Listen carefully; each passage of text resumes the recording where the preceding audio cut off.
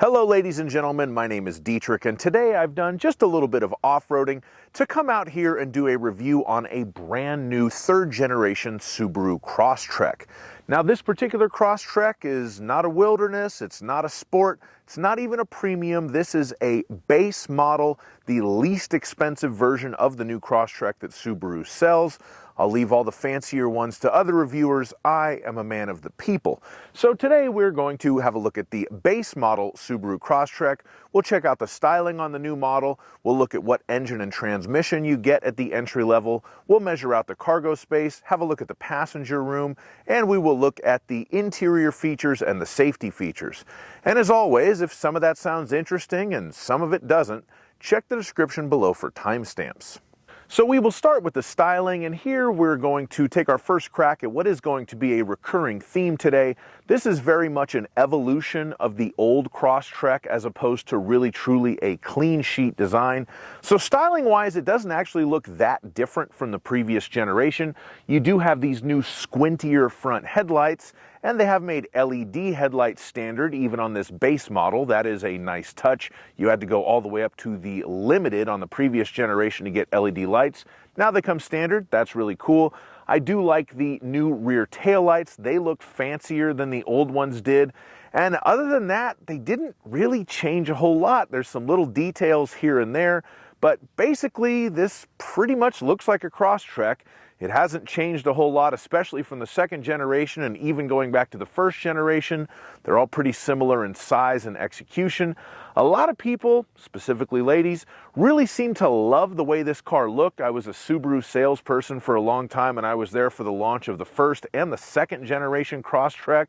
And it did seem like the female portion of the population made up the bulk of our Crosstrek customers, and they all said that the car looked really sporty. Beauty and sportiness are both in the eye of the beholder, so if that's your feeling, I won't argue the point with you, but personally, I never saw it. I still can't see the Crosstrek for anything but what it really is, which is an Impreza on stilts with some extra body cladding on the side of it and some chunkier wheels and bumpers. Not that it's a bad-looking car, I just don't particularly see the appeal for myself. But if you liked how the Crosstrek looked before, you're going to like how it looks now because really it doesn't look that different. Now we'll have a look under the hood and talk about the engine and transmission. And again, not a whole lot has changed from last year. This is the same exact 2-liter engine that Subaru used in the base model and the premium Crosstrek on the previous generation. It gives 152 horsepower and 145 torque. For the 2024 model year, Subaru has dropped the option of the 6-speed manual transmission with the 2-liter engine, so it's only going to come with a CVT. And as always, Subarus all come standard with symmetrical all-wheel drive. So I'll explain some of these things because if you're shopping for a new car and you're not super savvy on these, some of these terms might sound confusing. So let's start with boxer engine, because all Subarus have boxer engines. What does this mean? Well, this is a 4-cylinder engine, so think of it as a V4 with 2 cylinders on each side, but the V is out at 180 degrees.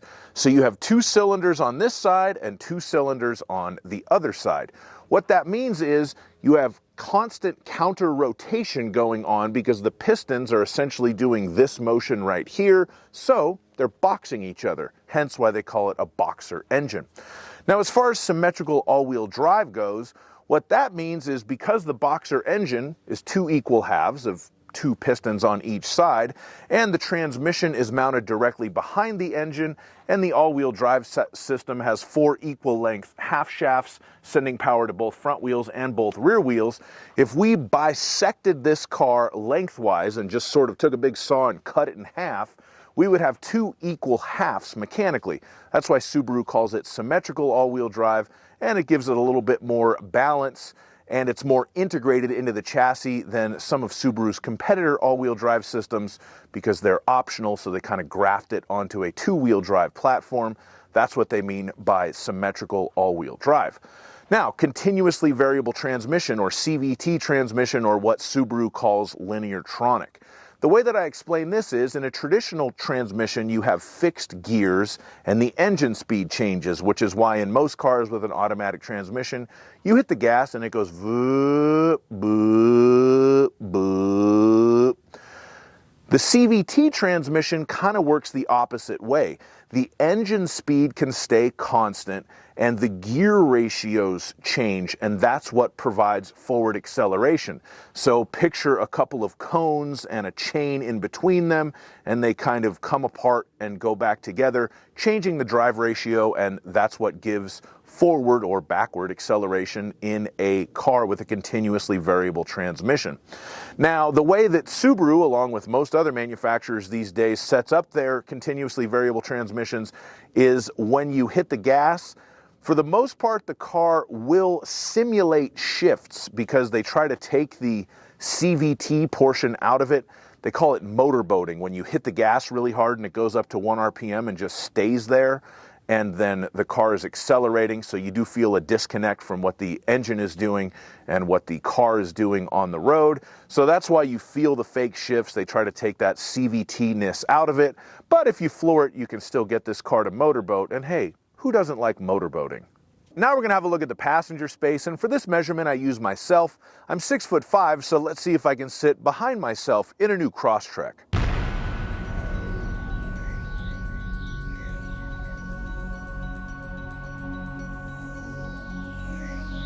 Okay, so as we can see, I can sit in the front.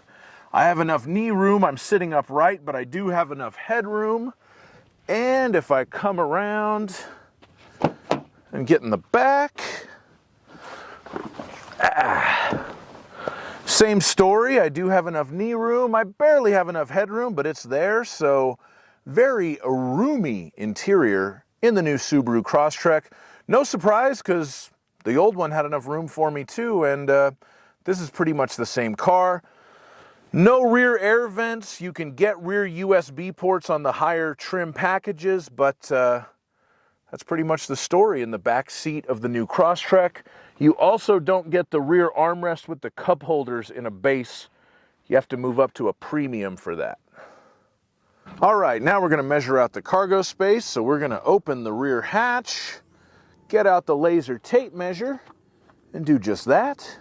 The length of the rear cargo area with the back seat up from the rear of the cargo area to the bottom of the back seat, 2 feet and 7 inches.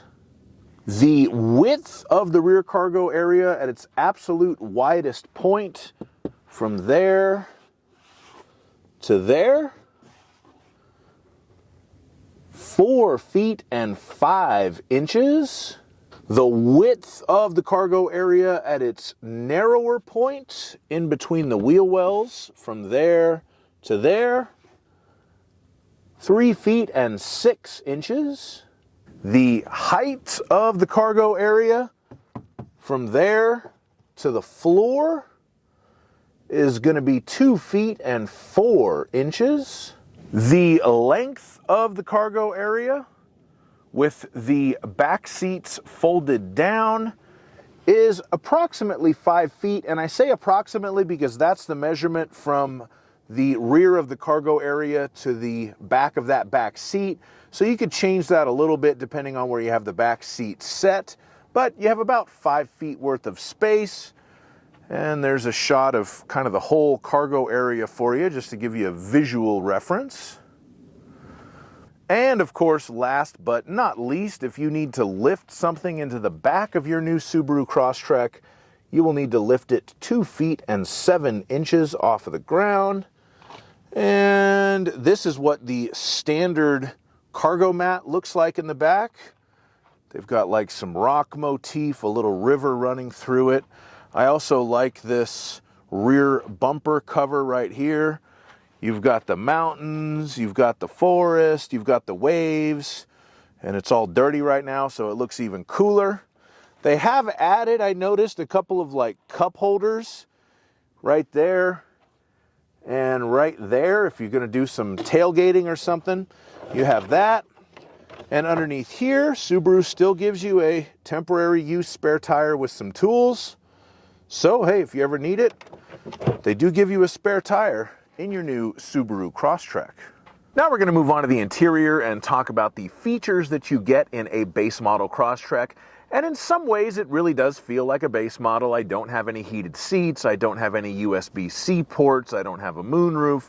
We're missing plenty of stuff in here, which is optional on higher level trim packages, but the value proposition is still very good in here. As I mentioned before, you do have standard LED headlights, and they're actually adaptive, so they turn with the steering wheel.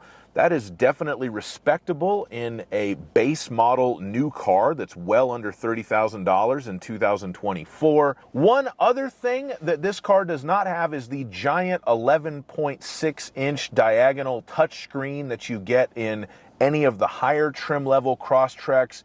But for me personally, I don't really think it's a bad thing.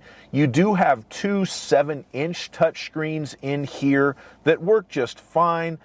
I had that 11.6-inch touchscreen in a 2021 Legacy XT Touring that I used to have, and quite frankly, I did not like it at all. It was kind of slow to respond, and that was an older version of that larger screen. I think they have improved the software since then, but really the dual touchscreens work just fine. The one at the bottom controls things like the temperature. You can put the X mode on if you're going to go off-roading. You can control what the EyeSight system is doing, etc. So that one's kind of for settings. And then the top screen is more for your infotainment. That's where you interact with the radio, the phone if you have your Bluetooth hooked up, and that's also where the Apple CarPlay will show up. It should be noted on this base model Crosstrek, the Apple CarPlay is not wireless. You do need to plug your phone in to use Apple CarPlay, but it is included. You just need to have a cable to make use of it.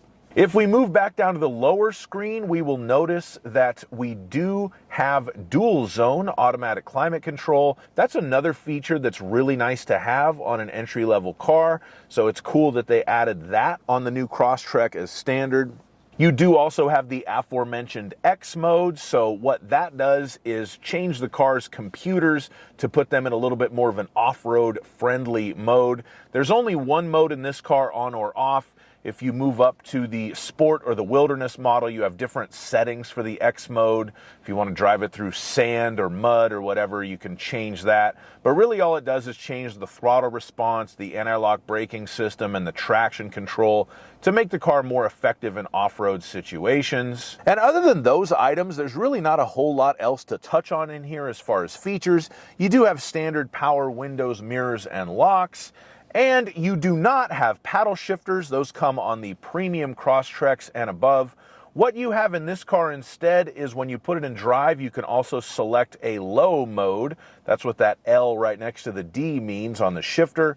So what the low mode does is it just tells the transmission to maintain a higher engine RPM to give you a little bit more power to go up a hill, or a little bit more compression braking coming down a hill. It is something that's good to use in very slippery situations like snow or ice. I would recommend using the low mode, especially going downhill, so you wouldn't have to hit your brakes as much. And now moving on to safety features. All new Crosstreks do come standard with Subaru's EyeSight Safety System. So what that gives us is the forward collision alert, the emergency braking, the lane departure warning, and then we also have automatic high beams and adaptive cruise control. That's standard on a base model Crosstrek, and that's really cool because I've driven $50,000 BMWs lately that did not have adaptive cruise control. It was still an additional option there, so that's really nice that Subaru gives that to you, and it is a very, very good system. It comes with lane centering as well. That's what the little button with the steering wheel and the arrows mean. So when you turn that on, if the EyeSight cameras can read the lane lines, it'll help you control the steering to keep you centered in your lane, but it's not a self-driving system. You still need to watch the road, pay attention, keep your hands on the wheel. The car will yell at you if you don't have your hands on the wheel, but it is a very nice suite of standard safety features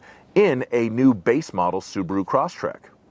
Ladies and gentlemen, thank you so much for watching my review on this lovely new base model Subaru Crosstrek. If you'd like to watch my test drive video, including doing a little bit of off-roading with it, please check the link in the description or in the pinned comment. Please like my video, subscribe to my channel, and have a fantastic day. Bye-bye.